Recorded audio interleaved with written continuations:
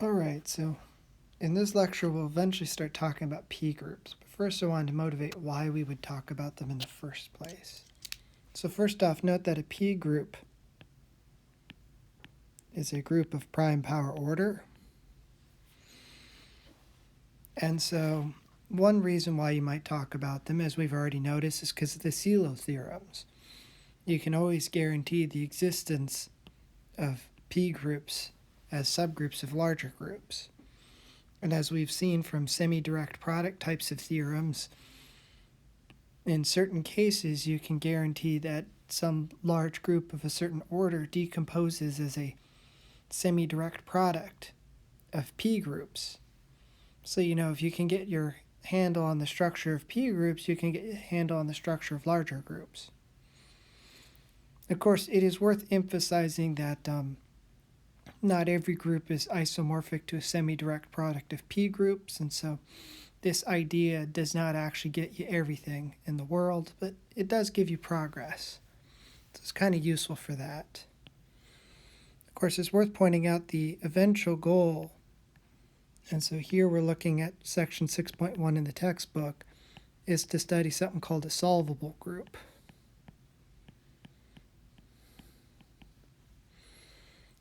And so a solvable group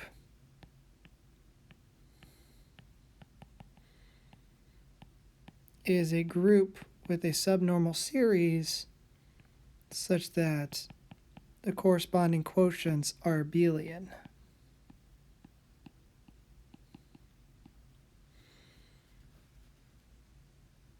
So this is a subnormal series.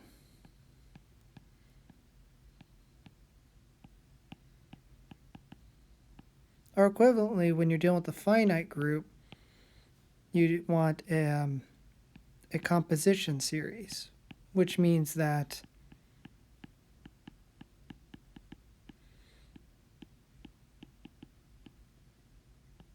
each of these is maximal. And that means you want simple and abelian, and the only simple abelian groups are cyclic,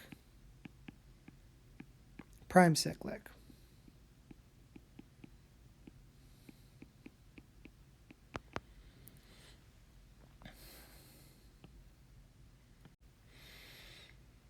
And the history behind this term comes from the origins of group theory itself. So it's the Theorem of Galois, which we're definitely not going to study, which is that if you have a polynomial, say x to the fifth minus 3x plus 1 equals 0, if you want to look at its roots. So you're solving for the roots, and you want a formula in terms of the coefficients.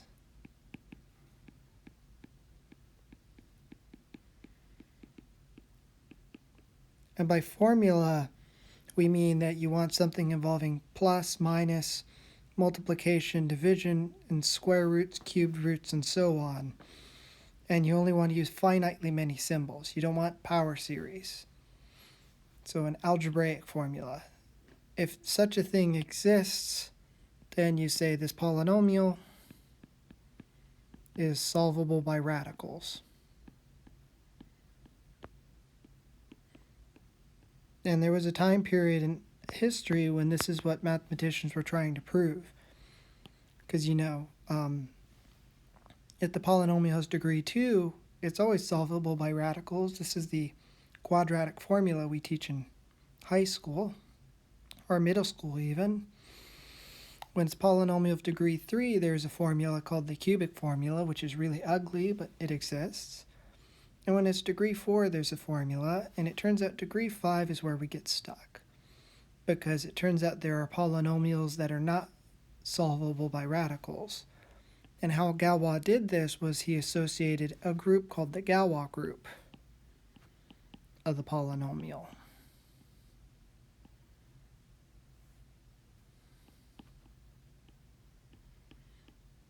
And in fact, it's a permutation group.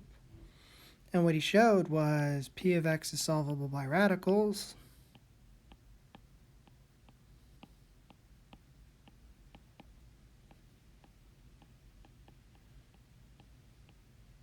if and only if the corresponding group is solvable.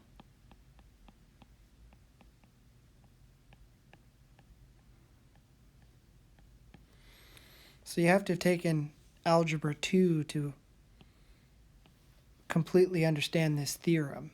It's an entire theory called Galois theory, so I can't get into it a whole lot. But the idea is that every time you adjoin an nth root, anytime you're talking about adding in a radical, it corresponds to taking a subfield involving radicals, and on the group side, that corresponds to making a larger group where the quotient group is cyclic. That's sort of the intuitive version, but it's a very, very deep theorem, and it takes a good month to actually understand it correctly, even with the correct definitions, and then it takes another week to actually understand it the way Galois originally presented it. So that's the origin of the term. It originally came up for solving this original algebra problem. But now we use this term in group theory. Given a group, is your group solvable? In other words, can you find a chain of normal subgroups whose quotients are abelian? And one of the goals we will show shortly in the next couple of videos is that P groups are the first example of a solvable group. Which means, yes, if your Galois group ends up having prime power order, then polynomial must be solvable by radicals. This is a little complicated to think about because the largest your Galois group is going to be is n factorial, where n is the degree of your polynomial. When we get into other classes of groups like nilpotent groups, you'll see another reason we care about P groups. Because nilpotent groups turns out to be, they're like abelian groups. So we recall abelian groups are those ones that can be written as a direct product of cyclic groups of prime power order. Well, we'll see eventually there's something called a nilpotent group, and a nilpotent group is any group that's a isomorphic to a direct product of P groups. So the textbook states this as a theorem 1. I will state it one by one and prove each part separately. The first part is that if you have a P group, throughout I'm just going to use P to denote a P group. So P is a group. It has order P to the n. P is some prime. The first thing we have noticed before is that the center is non-trivial. We've actually proven that using the class equation, so I'm not going to prove it again. But there's actually a second fact which has a similar proof. Suppose H is normal in P. Then H has something in common with the center. So normal subgroups have to meet the center. In particular, in both cases, you know there has to be at least P elements. It has to intersect in a subgroup of order at least P. And in particular, that means if H has size P, H is a subgroup of the center. So all normal subgroups of order P are contained in the center. Yes, I know how weird that sounds. How can there be more than one normal subgroup of order P? Here we have to think carefully and remind ourselves that we're no longer talking about nice cyclic groups anymore. A good example of this type of weird phenomenon would be the quaternion group. If you look at the quaternion group, you will find more than one normal subgroup. In fact, every subgroup is normal, and there's certainly more than one subgroup of order 2.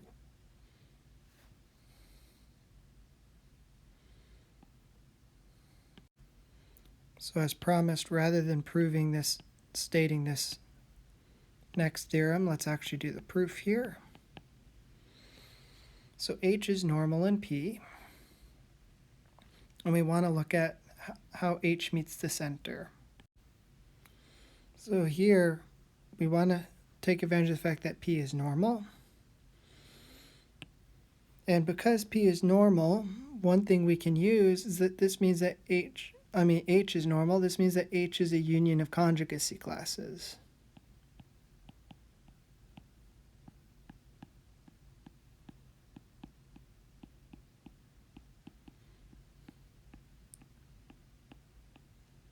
So we're going to use some variation of the class equation. It's not the original one because we're working with H instead.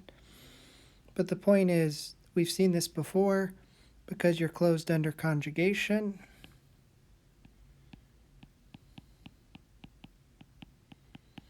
That means for every conjugacy class,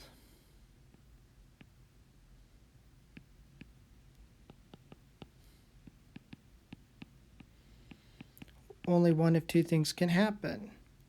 Either C is completely contained in the subgroup, or C intersects the subgroup in the empty set. Because once one element is in H, then all the conjugates of that element are also in H. So we'll look at all the conjugates,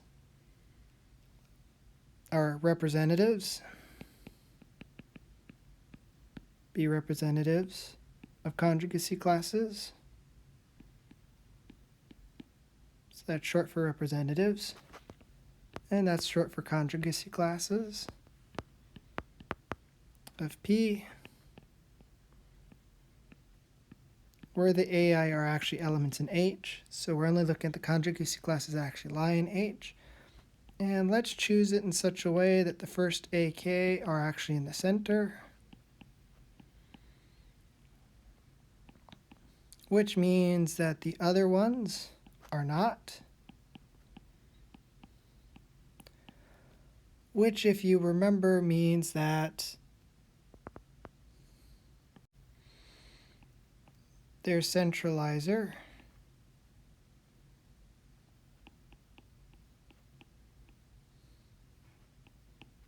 can't be all of P. Because if it's all of P, then it's in the center. We're going to need to use that fact in a moment. And so what do we have? We have every element of H lies in one of these conjugacy classes. The first K conjugacy classes correspond to elements that are also in the center. And the rest, we're going from K plus 1 up to R. What's the size of that conjugacy class? Well, by previous theorems, it's the size of P divided by the size of the centralizer in P of AI.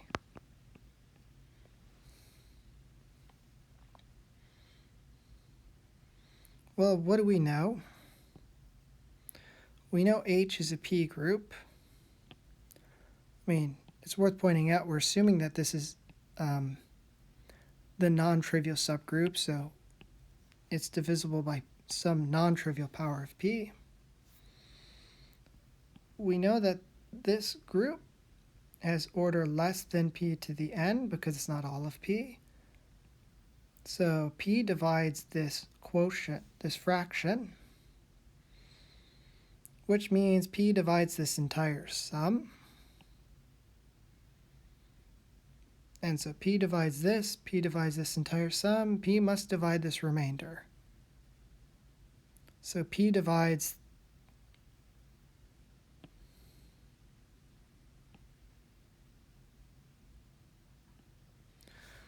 the size of the intersection of H in the center, which is exactly what we want to show. They must have at least P elements in common.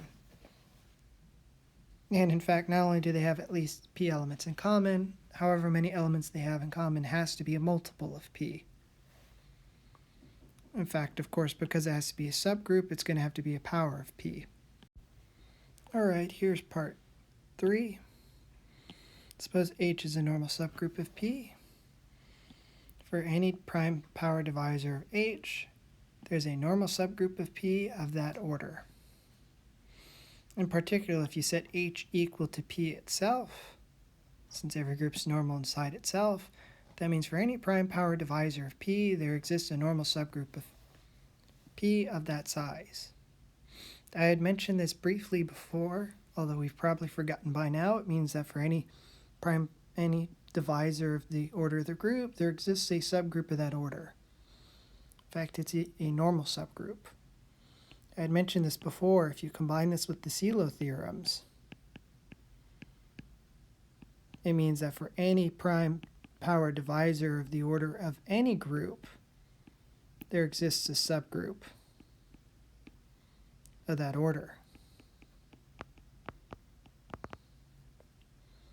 Namely, by the Sylow theorems, if you take the highest power of P that divides the order of the group, there exists the Sylow P subgroup.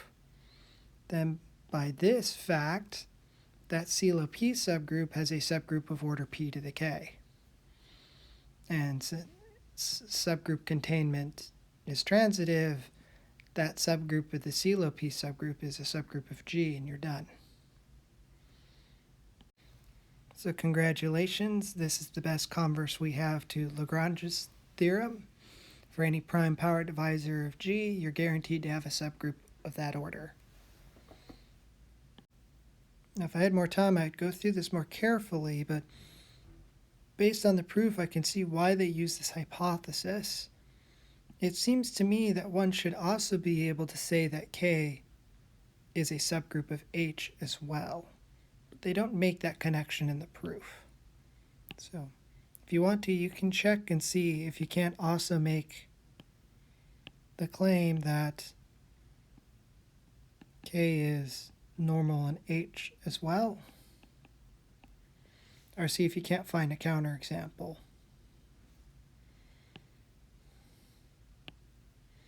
It is worth pointing out K being normal in H and H being normal in P wouldn't imply that K is normal in P anyway, so you need to make this statement separate anyhow, but it's worth thinking about. So proof, induction.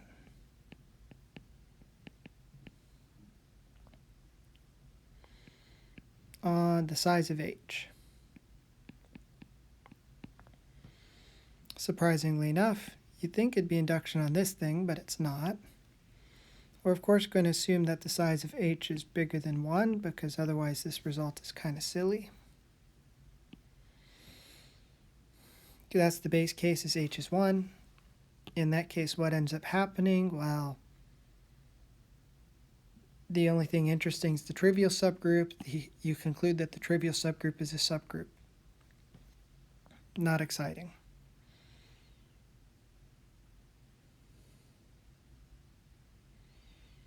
So we definitely need A to be bigger than 1.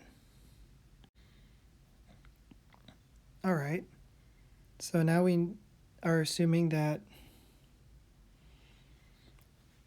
Oh, and we're actually inducting... I need to be careful here. According to the book, we're actually inducting on the order of P.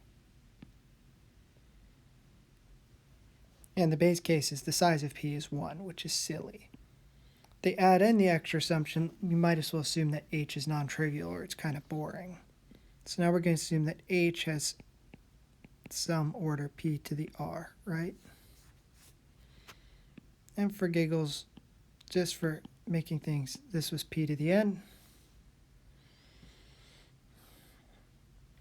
And so by part 2, we know that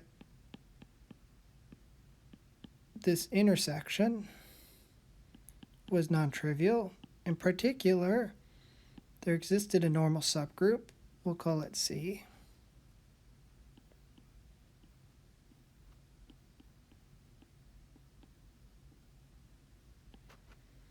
It's of order P, and it's normal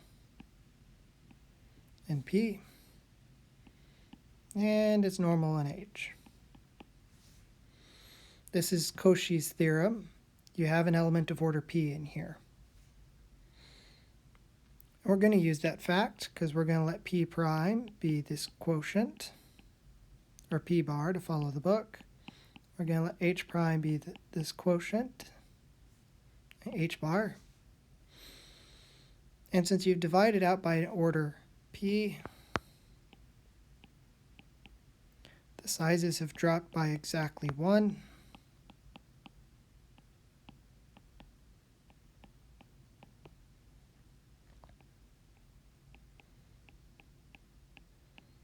So suppose p to the b minus 1 divides p to the r minus 1. Then congratulations, there existed a k bar, normal and p bar, of size p to the b minus 1 based on induction. And so then using our isomorphism theorems, this means that there existed a k, normal and p, with k mod z equal to k bar. And so k has size p to the b.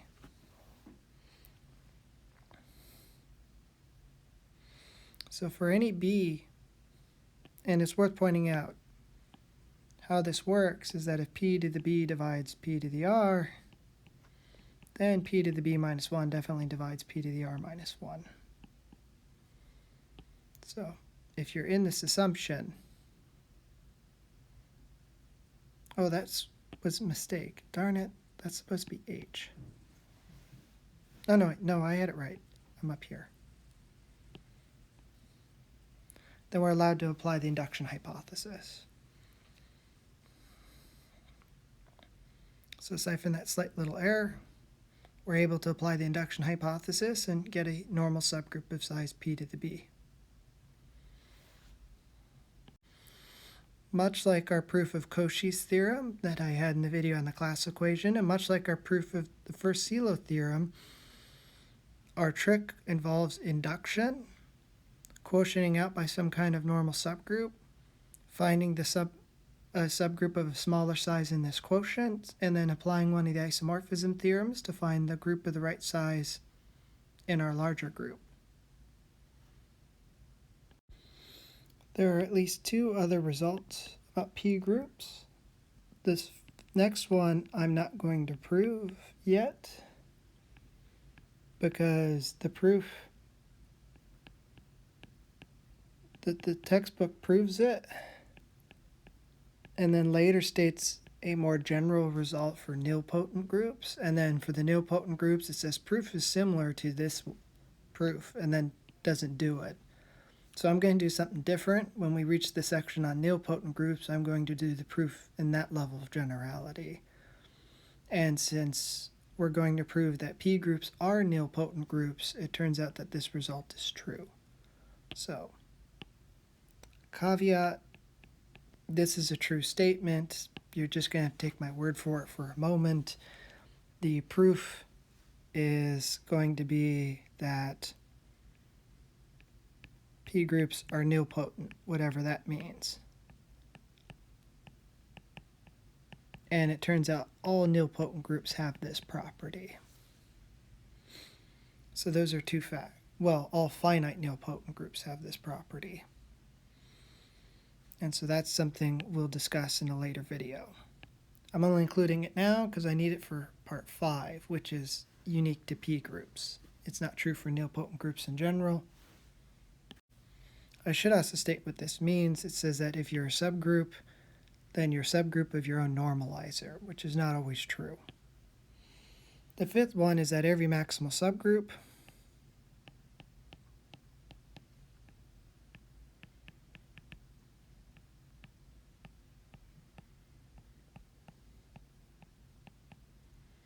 has index p. And is it normal?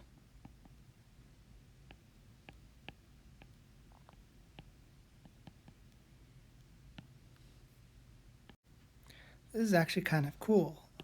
I mean, knowing the sizes of the maximal subgroups is kind of rare.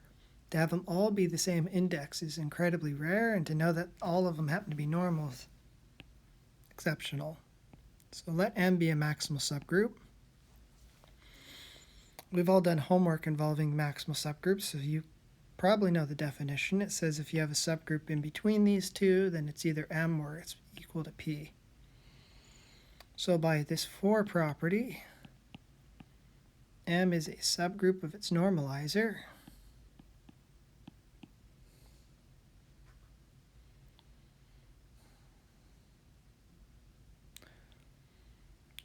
So that means that the normalizer is all of P by maximality. Ergo, M is normal. We got the normal bit down. Congratulations. That's good news. Well, that means we can talk about the quotient group. The quotient group here is a P group because, well, you're only dealing with prime power orders. However, as we know from part 3, we can run into some problems. So we want to claim that the order of P to the M is P, because that would tell you have index P. Well, let's just assume it's, so we want P to the R, we want R to be 1. Let's suppose not for now.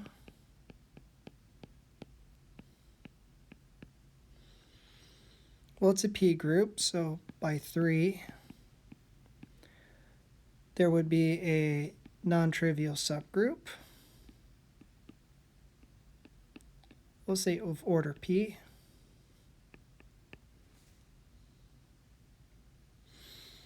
Which would imply, by the isomorphism theorems, that we'll call it K bar. There exists a K, M between K and P, with K mod M equal to K bar.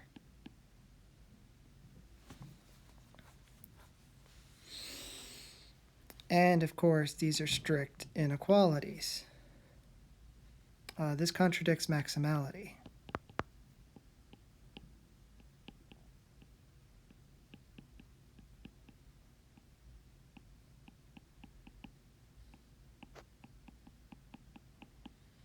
So it must be the case that the only power allowed here must be 1. So this quotient must have order P, M must have index P. All maximal subgroups have index P, and they're all normal.